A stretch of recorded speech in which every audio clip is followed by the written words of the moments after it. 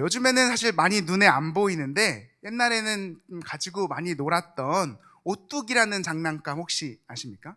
네. 한번 사진 보여주시겠어요? 오뚜기. 예, 그쵸. 예, 이 오뚜기인데요.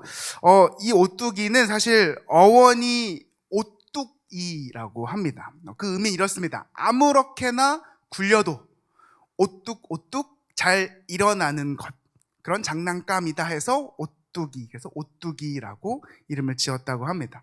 근데 여기서 제가 조금 감명 깊게 좀 와닿았던 건 아무렇게나 굴려도라는 거예요.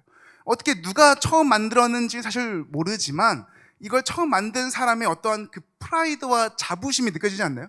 야, 이거 아무렇게나 네가 뭘 해도 얘는 반드시 일어날 거야. 야, 네가 암만수를 써봐도 얘는 일어나. 너가 봐봐라, 꼬꾸라지나 한번 봐봐라. 약간 그런 뉘앙스가 좀 담겨 있는 것 같지 않으세요? 그래서 그만큼 아무렇게나 굴려도라는 것은 그만큼 그 만든 사람의 어떤 프라이드, 자부심, 자신감이 조금 느껴지는 뉘앙스입니다. 이렇듯 오뚜기는 누가 밀어도 다시 일어나고 아무렇게나 넘어뜨려도 다시 그 중심을 찾습니다. 그런데 이 오뚜기가 이렇게 중심을 다시 찾을 수 있는 이유는 그 아래가 동글에서 뿐만은 아닙니다. 그 속 안에 중심을 잡고 있는 무게추가 있습니다. 사진 한번 띄워주시겠어요? 다음 사진입니다. 네, 네, 친절하게 투명인 걸로 봐줘왔습니다. 네, 무게 중심이 저렇게 있다라고 합니다. 그 무게추가 있어서 아무리 얘를 막 부서뜨리거나 깨트리지 않는 한 얘는 다시 오뚝오뚝 일어서는 존재입니다. 중심이 잡혀 있기에 기어코 일어나는 것이지요. 그렇기에 아무리 굴려도 중심이 있기에 일어나는 것입니다. 욥기 1장을 보면 이제 하나님 앞에 사탄이 등장을 합니다. 그래서 이제 하나님이 사탄에게 물으십니다. 어찌하여 여기에 왔느냐라고 하니까 사탄이 제가 땅을 두루 보고 왔습니다 라고 합니다. 그래서 이제 하나님께서 자체 사탄에게 야, 그러면 너가 땅을 두루 봤으면 저기 내 사랑하는 욥이라는 사람을 너가 봤느냐라고 하시죠. 그 욥은 온전하고 정직하고 하나님을 경외하는 자다. 너가 못 봤지 않았을걸? 라고 하는 거예요. 근데 사탄이 이렇게 말합니다. 하나님, 분명히 아무것도 자기가 바라는 게 없는데 하나님 경외하는 사람은 없어요. 그럴 리가 없어요 라고 말하는 겁니다. 그리고 나서 하나님께서 이렇게 말씀하십니다. 욥기 1장 12절의 말씀 우리 한 목소리로 함께 읽어보겠습니다. 시작. 여호와께서 사탄에게 이르시되 내가 그의 소유물을 다 내 손에 맡기노라. 다만 그의 몸에는 내 손을 대지 말지니라. 사탄이 곧 여호와 앞에서 물러가니라. 여러분, 이 12절의 선포가요, 하나님께서 사탄에게 말씀하신 것이 아까 그 오뚜기를 만들었던 어떤 그 창조주, 그렇죠? 오뚜기를 만든 사람의 그런 자부심과 프라이드 같은 게 좀 느껴지지 않으세요? 야, 너 욥한테 가. 너가 하고 싶은 거 다 해봐. 근데 그 욥은 절대 넘어지지 않을 거야. 오뚝오뚝 다시 일어날 거야. 나 자신 있어. 네가 앞만 건드려봐 라는 그 하나님의 자부심, 그 하나님의 자신감이 드러나 있는 구절입니다. 사랑하는 여러분, 이게 비단 욥을 향한 마음뿐일까요? 아니요. 우리를 향한 하나님의 마음이기도 합니다. 사탄아, 저 사랑하는 내 아들, 내 딸, 네가 땅을 거주하면서 보았느냐?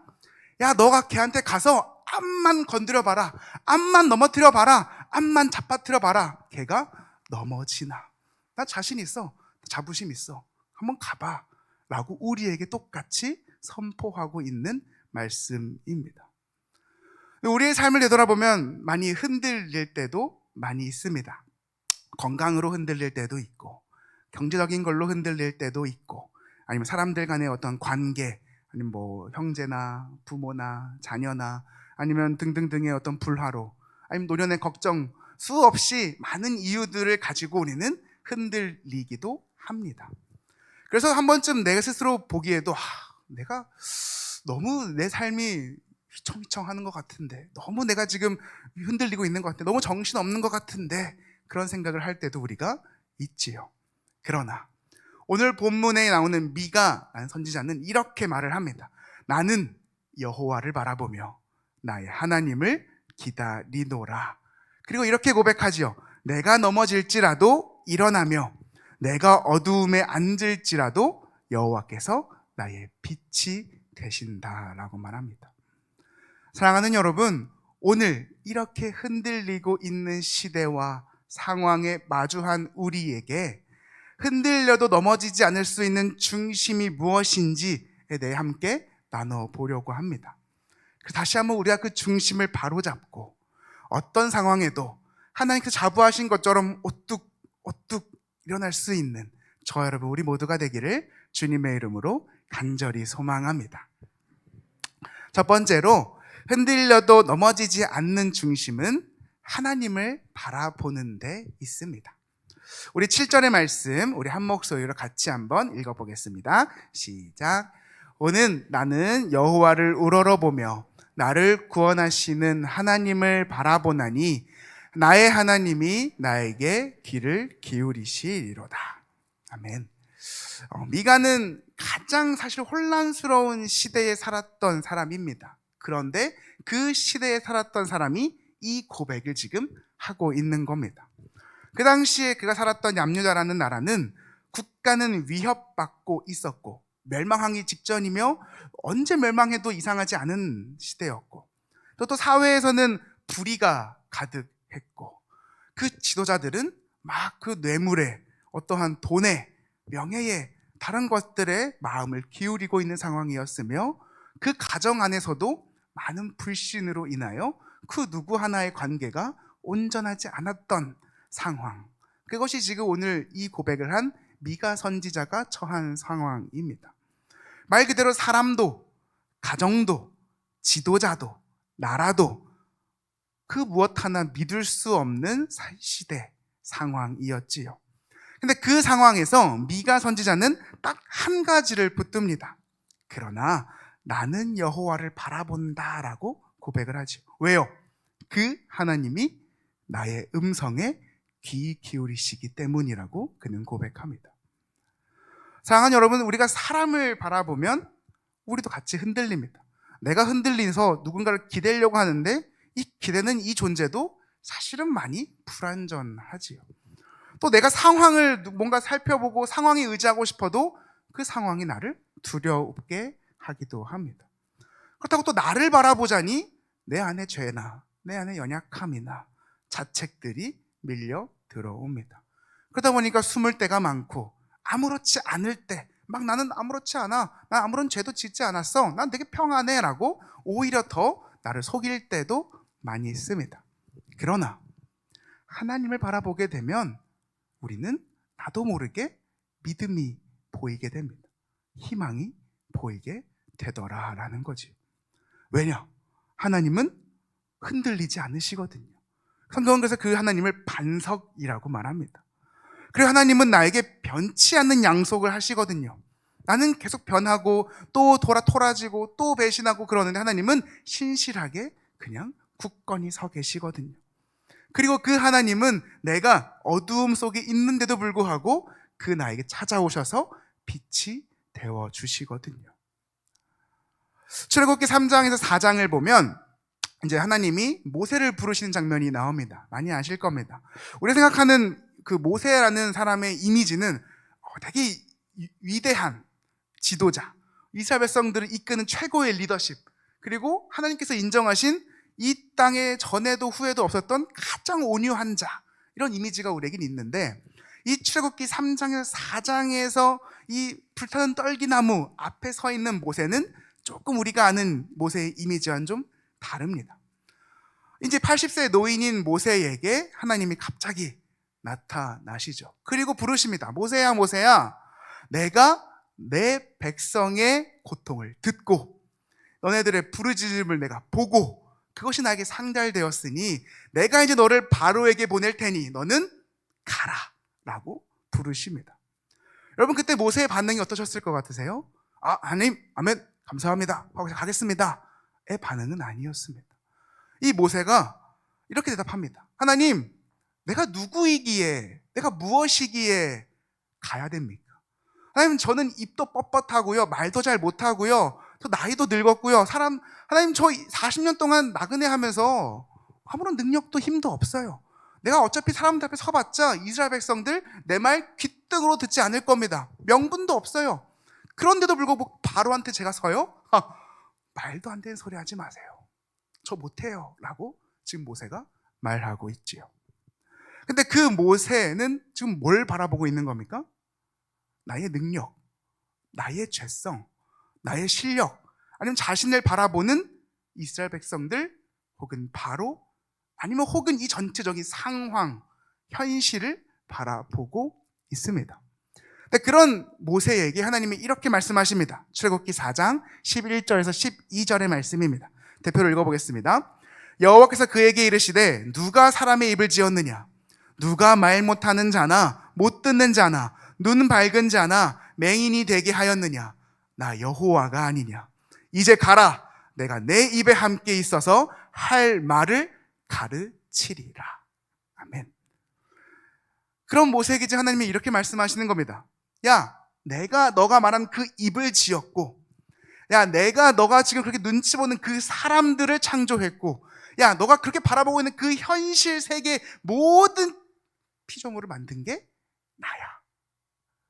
근데 그런 내가 너와 함께 하겠다니까 그냥 너는 나를 믿고 나를 바라보고 가기만 하면 돼 라고 지금 하나님께서 말씀하고 있으십니다. 사랑하는 여러분, 그렇다면 여러분의 시선은 어디를 향해 있으십니까? 다시 한번 물어보겠습니다. 내가 과연 어디 시선일까 생각해 보셨을 때 간단하게 생각하시면 됩니다. 내가 어떠한 말을 하고 행동을 하고 어떤 결단을 할 때 내 그 모든 것의 동기가 어디에 있을까 생각하면 내가 지금 어디에 시선을 가 있는지 알 수 있습니다. 내가 정말 하나님을 위해서 하나님께 동기가 있어서 행동하고 말하고 하느냐, 아니면 사람 때문에, 환경 때문에, 현실 때문에 바라보고 있으십니까? 감히 바라건대 우리의 신앙의 무게추가 하나님이시기를 간절히 소망합니다. 더 나아가 우리의 인생의 무게의 추가 하나님이시기를 주님의 이름으로 간절히 소망합니다. 중심을 가지고 있는 자들, 그 중심이 하나님인 자들, 그래서 자들은 아무리 삶이 흔들고 아무리 나를 막 쥐어짜고 나를 막 밀어넣고 나를 막 발로 차고 나를 자꾸 막 넘어뜨리려 할지라도 그것이 나의 상황이 됐든 나의 건강이 됐든 나의 자녀가 됐든 나의 부모가 됐든 시대의 어둠이 됐든 간에 나는 다시금 오뚝오뚝 일어설 수 있습니다. 무엇으로 말미암아요? 하나님으로 말미암아 말입니다. 그럴 수 있는 저와 여러분 우리 모두가 되기를 주님의 이름으로 간절히 소망합니다. 두 번째로, 흔들려도 넘어지지 않는 이 중심은 나를 바라보는 데 있습니다. 처음에는 하나님을 바라봤고요, 두 번째는 나를 바라보는 겁니다. 8절의 말씀 우리 한 목소리로 함께 읽어보겠습니다. 시작. 나의 대적이여 나로 말미암아 기뻐하지 말지어다. 나는 엎드러질지라도 일어날 것이요 어두운 데에 앉을지라도 여호와께서 나의 빛이 되실 것임이로다. 미가는 지금 뭘 인정하고 있냐면 자연스럽게 자신과 자신의 백성이 지금 넘어졌음을, 잘못했음을 인정하고 있습니다. 딱히 그걸 숨기고 있지 않습니다. 그래서 회개할 이유도 부끄러움도 다 인정하고 있습니다. 우리가 공공히 생각해보면 신앙이 무엇일까? 하나님을 믿는다는 건 무엇일까 생각했을 때 그 신앙은 사실은 넘어지지 않는 것이 아니라 내가 넘어졌음을 인정하고 다시 일어나는 것이지 않을까 싶지요. 자꾸 우리는 신앙을 넘어지지 않는 것으로만 여깁니다. 넘어지지 않으려고 어떻게든 아둥바둥하고 어떻게든 우리가 넘어지지 않는 척 하려고 하고, 그렇다 보니까 누군가에게 내가 넘어지지 않는 척을 하려고 더 다른 노력을 하게 됩니다. 자꾸 우리가 바라보는 신앙은 넘어지면 안 돼, 꼬꾸라지면 안 돼, 하나님 죄 지으면 안 돼 라는 것에 몰두해서 오히려 나를 인정하지 않고 오히려 나를 더 잘못 해석할 때도 많더라라는 거죠. 그런데 오늘 미가는 절대 그러지 않습니다. 나의 죄, 이 백성의 죄, 하나님 앞에 잘못한 것은 깔끔하게 자신을 바라보며 인정하고 있습니다. 근데 여기서 중요한 것은 무엇이냐면 넘어져 있는 나를 바라본다는 것은 단순히 자기 비난하고 자포자기하는 것이 아니라 내 죄와 내 연약함을 정직하게 하나님 앞에 인정하는 거지요. 주님, 제가 또 넘어졌습니다. 주님, 제가 너무 잘못했습니다. 주님, 내 마음이 이렇게 흔들립니다. 저 이렇게 연약한 존재입니다. 그런데 주님 없이는 제가 일어설 수가 없습니다. 거기까지 내가 인정하는 것이지요. 이 고백을 할 때에 하나님 믿는 자들은 다시금 그 중심을 잡습니다. 그것을 우리는 회개라고 하지요. 단순히 내 죄를 고백하고 거기서 그냥 끝나고 자포자기하고 나는 이거밖에 안 돼, 나는 그냥 뭐 안 되는 놈이야 하고 거기 자리에 있는 것이 아니라 다시금 하나님께 돌아서는 것, 그것을 성경은 회개라고 하지요. 근데 이 회개는 결국엔 우리의 마음의 중심을 잡아주게 합니다. 무엇으로요? 하나님으로 다시 돌아가게 해주거든요. 우리가 어두운 가운데 있으면 어떻게든 내가 이 어둠을 막 버둥버둥하면서 막 나가보려고 하면 괜히 막 더 막 안 보이는 곳에 다치고 더 멀리 가고 잘못된 곳에 갈 수도 있지만, 어둠 속에서 우리가 하나님을 찾는다면 오늘 성경은 분명히 말합니다. 그 하나님이 빛이라고요. 그렇게 그 빛이신 하나님이 오시면 알아서 우리는 그 밝은 곳으로 가게 되는 것입니다. 그래서 미가가 이렇게 고백하는 겁니다. 여호와께서 나의 빛이 되시니라 라고요. 사랑하는 여러분, 그 빛이신 하나님을 여러분이 바라보셨으면 좋겠습니다. 절대 나를 인정하지 않는 자는 그 하나님을 볼 수 없습니다. 왜요? 내가 인정이 안 되거든요. 나 잘못한 거 없는데요? 저 죄 안 지었는데요? 저 하나님 넘어지지 않았는데요? 저 하나님 딱히 뭐 빛을 안 다가셔도 돼요. 그런 사람들에겐 굳이 하나님의 빛이 와닿지 않습니다. 정말 나의 어둠을 마주한 자가, 정말 나의 연약함과 나의 그 죄를 하나님께 고백한 자만이 그 하나님의 빛을 맛볼 수 있음을 믿습니다. 잠깐 제 이야기를 하겠습니다. 제가 초등학교 2학년 때 9살 아주 귀여웠을 때가 있었는데 그때 당시에 제가 이제 평촌에 살았습니다. 평촌에 그 되게 좀 큰 중앙공원이라는 곳이 있었어요. 그런데 이제 거기서 막 어떤 페스티벌을 한다고, 되게 크게 페스티벌을 한다고 막 사람들이 몰려왔거든요. 나중에 이제 들으니까 한 10,000명 정도 들어왔다고 하더라고요. 근데 이제 막 연예인도 오고 하니까 가족끼리 다 모여서 피크닉도 할 겸 자리를 이렇게 돗자리 깔고 우리 자리다 하고 이제 기다리고 놀고 있었어요. 이제 페스티벌이 시작되고 막 연예인들 막 나오고 막 사람들 막 나와가지고 막 환영 지르고 하는데 제가 화장실이 너무 급한 거예요. 근데 화장실이 급한데 이제 공원이니까 저 멀리에 이제 화장실이 있으니까 이제 스캔해가지고 대충 이제 익힌 거예요. 내 자리가, 우리 가족 자리가 여기다. 좀 가까운 거 뭐 있고 여기로 오면 되겠다. 어린 마음을 생각하고 그냥 이제 화장실로 갔습니다. 화장실로 혼자 가고 열심히 이제 해결하고 딱 이제 내 생각대로 여기쯤이면 우리 가족이 있겠지 하고 왔는데 이상한 아줌마 아저씨가 있는 거예요. 오, 잘못됐다. 그렇죠? 어린 마음에 이제 당황한 거죠. 좋게 말하면 또 패닉이 온 겁니다. 근데 그 주변에 막 뻘뻘뻘 기어다니는데 전혀 우리 엄마 아빠는 보이지 않아요. 그러니까 이제 더 엎친 격으로 막 페스티벌이 이제 끝났어요. 사람들이 다 일어나가지고 이제 나가는 거죠. 더 막 나보다 큰 아저씨 아줌마들이 막 엄청 왔다 갔다 하니까 내가 이제 이 패닉 온 9살짜리 꼬마애가 할 수 있는 건 내 앉은 자리에, 내 서 있는 자리에서 그냥 목 놓아 우는 것밖에 없었습니다. 엄마, 엄마. 막 엄청 울었어요. 근데 우니까 좀 이제 불쌍했는지 지나가는 아저씨가 이제 한번 저를 잡고 꼬마야, 엄마 잃어버렸어? 이거 물어보신 거예요. 근데 이제 사람이 그때 어린애가 뭐 정중하려면 얼마나 정중하겠습니까? 네, 아저씨, 제가 엄마를 잃어버렸고요. 네, 제가 지금 잃어버린 지 30분 됐기 때문에 조금 마음이 힘듭니다. 뭐 이런 게 대처가 안 되죠. 그러니까 그냥 아저씨가 딱 말하자마자 핸드폰, 전화 막 이런 거 외치는 겁니다. 그래서 아저씨가 당황하셔가지고 이제 전화를 주시고 엄마 전화를 한 거죠. 엄마를 전화하자마자 바로 울면서 석고대절 했어요. 엄마 죄송해요. 엄마 미안해요. 제가 잘못 판단했어요. 엄마를 더 같이 갈 걸 그랬어요. 막 울면서 하니까 사실은 엄마도 패닉이었겠죠. 애가 몇십 분이 됐는데도 돌아오지를 않으니, 그렇죠? 그러니까 막 쫓아다니시는데 애가 안 보이니까 마침 전화가 왔으니까 어디야? 그래? 그래, 너 지금 뭐가 보여? 하시더니 다시 마지막에 하신 그 엄마의 말이 가장 마음에 와닿아 있습니다. 걱정하지 마. 거기 꼭 아무것도 움직이지 말고 거기 있어. 내가 너한테 갈게. 라고 하셨습니다. 그리고 한 15분 뒤에 이제 오셔서 같이 막, 그쵸. 야곱과 에서가 우는 것처럼 울면서 상봉했습니다. 사랑하는 여러분, 그런데, 이 마지막에 어머니가 하셨던 말이요.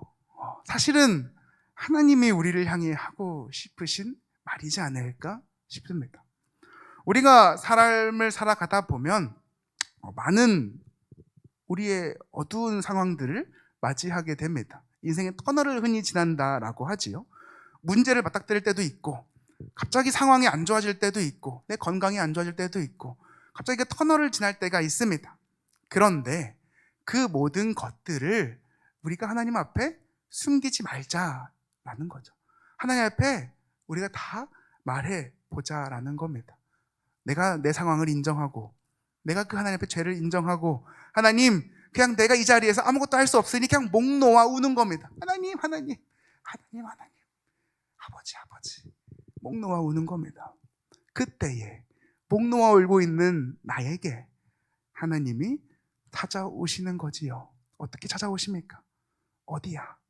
나 지금 갈게. 걱정하지 마. 거기 딱 기다리고 있어. 가만히 있어. 내가 너한테 갈게. 라고 우리에게 말씀하시는 겁니다. 사랑하는 여러분, 우리의 마음의 중심이 그때에 다시금 회복될 줄로 믿습니다. 내가 그렇게 하나님 앞에 내 죄를 인정하고 내가 아무것도 못한다고 그냥 울기만 하고 있을 때 나에게 찾아오시는 그 하나님으로 말미암아 우리가 힘을, 위로를, 능력을 얻을 줄 믿습니다. 세 번째로요, 우리가 중심을 회복할 때에 하나님께서 우리를 다시 일으키십니다. 오늘 10절의 말씀 우리 한 목소리 다시 한번 읽어보겠습니다. 시작. 나의 대적이 이것을 보고 부끄러워하리니 그는 전에 내가 말하기를 내 하나님 여호와가 어디 있느냐 하던 자라. 그가 거리에 진흙같이 밟히리니 그것을 내가 보리로다. 사랑하는 여러분, 우리 하나님은요, 저와 여러분의 하나님은요, 우리를 넘어지지 않게 하시는 분이 아니라 넘어진 우리를 다시 일으키시는 하나님이십니다. 본문 10절에 그래서 이렇게 선언하죠. 하나님께서 일으키실 거고 다시 회복하실 거고 하나님께서 원수를 부끄럽게 하실 것이라고요. 즉 우리가 다시 서는 이유는 내 힘이 아니라 하나님의 힘임을 우리는 알 수 있습니다. 내가 하나님의 중심을 붙들고 하나님을 내 무게추로 두고 하나님이 우리를 흔들리지 않게 하심을 믿고 소망할 때 진짜 그 믿음에, 진짜 그 소망에 응답하시는 하나님 우리는 경험하게 되는 거죠. 그때 하나님 정말 우리를 일으키시는, 정말 하나님이 나를 회복하시는 역사를 우리는 경험하게 될 줄로 믿습니다. 그래서 그때 우리는 고백하는 거죠. 하나님이 나를 일으키셨다라고요. 그렇게 사랑하는 여러분, 우리의 넘어짐은 절대 끝이 아님을 기억하십시오. 나의 신앙은, 나의 무게추가 하나님께 있는 한, 하나님이 나를 절대 버리지 않는 한 나는 다시금 오뚝오뚝 일어선다는 것을 여러분 절대 잊지 않으셨으면 좋겠습니다. 그래서 그 하나님의 손을 잡고 함께 하나님께 나아가시는 저 여러분 우리 모두가 되기를 주님의 이름으로 간절히 소망합니다. 말씀을 맺겠습니다. 오늘 우리가 함께 이 미가서 7장의 이야기를 함께 보며 두 가지의 중심을 함께 배웠습니다. 첫 번째는 하나님을 바라보는 믿음의 중심, 두 번째는 죄인 나를, 넘어진 나를 바라보는 회개의 중심을 바라보았죠. 우리가 이 중심을 다시 한번 다 잡을 때, 다시 한번 내 마음의 무게추를 이런 하나님을 바라보고 나를 바라보고 그 하나님께 목 놓아 울고 있는 내 마음을 중심을 둘 때 하나님은 반드시 나를 일으키시는 기적과 은혜를 경험하게 될 줄로 믿습니다. 처음 말씀드렸던 오뚜기 있지요. 걔는 아무리 밀어도, 아무리 얘를 잡아뜨려도 오뚝오뚝 일어섭니다. 그 중심이 없어지지 않았기 때문이죠. 우리의 삶도 마찬가지입니다. 내 안에 하나님이 존재하시는 한, 내가 그 하나님을 믿고, 내가 그 하나님을 소망하고, 내가 그 모든 환경과 현실과 그 모든 사람과 그걸 의지하지 않고 하나님을 의지하는 한, 나는 반드시 일어설 줄로 믿습니다. 그렇기에 그 하나님을 믿으시고 그 하나님을 소망하시며 그것을 내 마음의 중심으로 삼아 내 삶에 어떤 상황이 오더라도 오뚝 일어설 수 있는 저와 여러분 우리 모두가 되기를 주님의 이름으로 간절히 소망합니다.